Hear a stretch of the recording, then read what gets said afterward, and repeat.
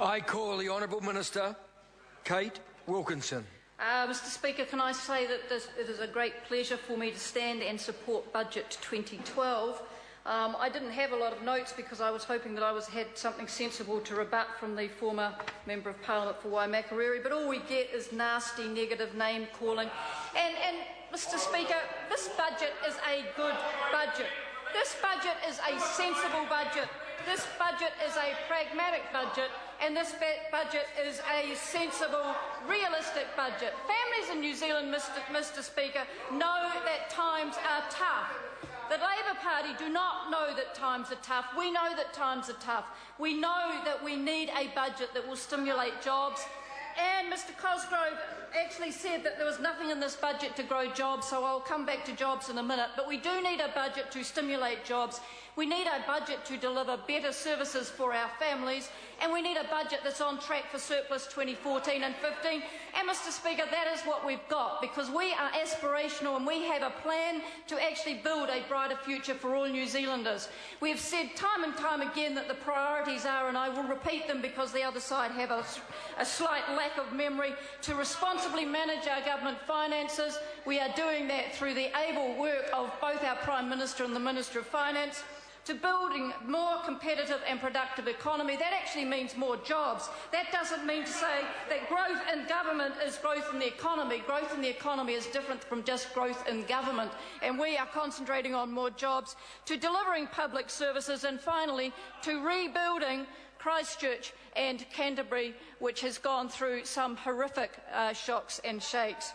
Mr Speaker, I want to talk a bit about jobs, because whilst Mr Cosgrove says there's nothing to grow jobs in this budget, can I say, Mr Speaker, for the past 2 years we have created 60,000 jobs. That's not bad in times of difficult economic times. 60,000 jobs. And I ask, Mr Speaker, what would the Labour government have done had they been in government? Well, Mr Speaker, I can tell you they would oppose the 90-day trial.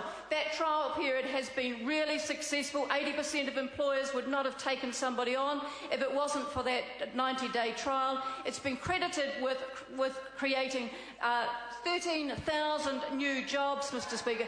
13,000 new jobs. The Labour Party would repeal that, costing 13,000 new jobs. Mr Speaker, that policy is designed to give businesses confidence, not to take away confidence, which was what the Labour opposition would do. It's to give them confidence to take on people that they might not otherwise have taken on, to take on those at the edges of the market, whether they are young, whether they are old, whether they are new to this country. And Mr Speaker, it is working because it is credited with creating 13,000 jobs, which the Labour Party, if they were in power, would repeal and would cost. Mr Speaker, the Labour Party opposed the Hobbit Law. The Hobbit Law is 3,000 jobs. Every time, Mr Speaker, we have an incentive or a project or a plan to create jobs, they oppose it.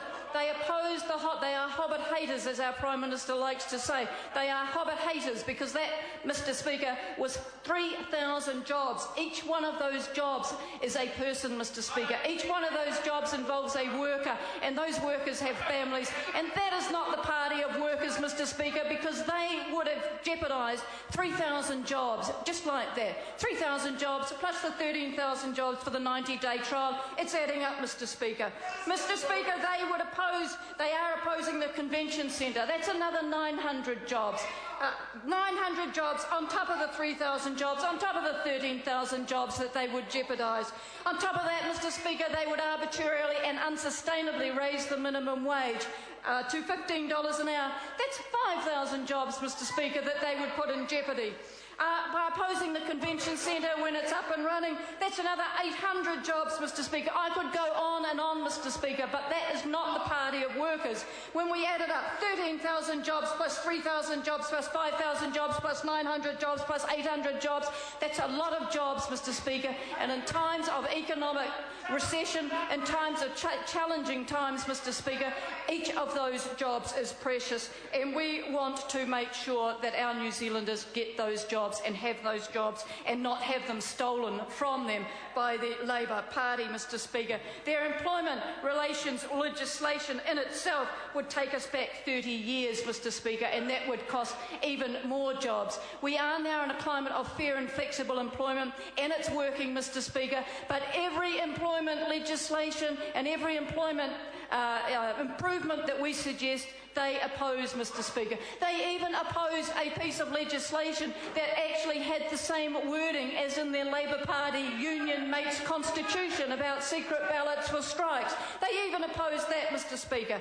But, Mr Speaker, talking about jobs, I want to talk about workplace safety, because it is important that we actually link, and that we all have a duty to link productivity with workplace safety.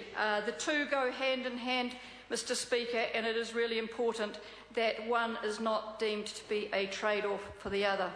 Mr Speaker, I'm very proud to have shepherded through a huge investment in workplace safety. $37 million over the next 4 years, Mr Speaker, and that's on top of the $1.5 million for the high hazard unit. Mr Speaker, and they scoff. Mr Mallard is scoffing. Well, can I tell you what their record was, Mr Speaker?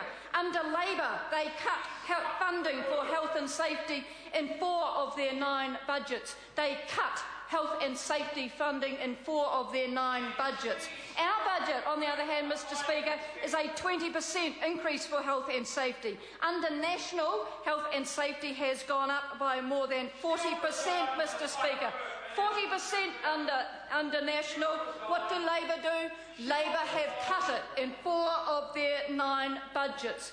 When Labour came to power, Mr Speaker, the inspectorate was 163. They had 163 health and safety inspectors. They ran that down, Mr Speaker, to 141 with our extra investment in health and safety, because we realise and appreciate and acknowledge that it's such a priority. That inspectorate will be increased to 180. Whereas Labour have reduced it and run it down from 163 down to 141, we will increase it to 180, Mr Speaker. And that shows our commitment to workplace safety. Actually, Mr Speaker, the other side really don't know where they're coming from in terms of this, because I've got 2 comments about our improvements to workplace safety. And one of them is that says, quote, the least the government could have done was wait until the Royal Commission on Pike River Mine reports back in September. Mr Speaker, that was Darian Fenton. The other comment was, quote, we don't need to wait for the Royal Commission's decision, unquote. That was Andrew Little, Mr Speaker. I would suggest, Mr Speaker, that they really should put their politics aside and work with us on workplace safety. And then can I say that I actually congratulate the CTU on being active in the Workplace Health and Safety Council, and also being part of the forum, the task force that I announced, that is going to have a look at the workplace health and safety and employment legislation. Mr Speaker, in all their 9 years of office, they tinkered with the legislation 3 times. In 2002, they had the chance to reform it, they tinkered. In 2004, they had the chance to reform it, they tinkered. In 2006, they again had the chance to reform it, and they tinkered.